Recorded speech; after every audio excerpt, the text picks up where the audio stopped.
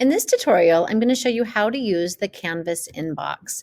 The Canvas inbox is how you want to communicate with your students and your parents, which are called observers. And you also can communicate with the teachers or different roles within your course. So right now in my global navigation, I am on the inbox. You can see it over here to the left. When I want to write a message, first of all, I can decide if I want to access all of my courses, my favorite courses, or all the courses that are unfavorited. I also have this little box up here, which I can search for different things. And then this pencil is where I'm going to compose a new message. So when I click compose a new message, I'm going to choose which course that I want to create a course in. So let's say that I want to select the MSD Connect staff course.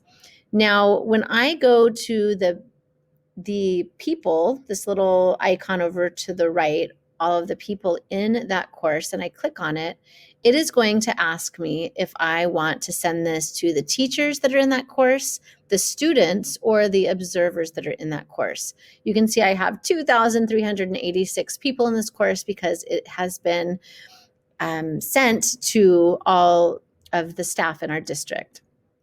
So when I click on that and I choose that I want it to go to all of the people, then I am going to write my subject and write an email just like I would any email that I write in either Gmail or Outlook.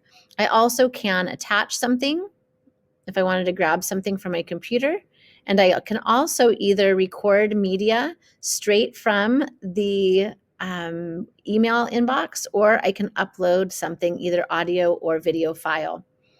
Now, if I did not want to send this message to everybody, I could choose one person from this course. So let's say I wanted to send this to Russell Richmond. I could type that in and then I could send an individual message. So there's a lot of potential for the inbox as far as communication with students, with parents, with other teachers. So it's a great tool.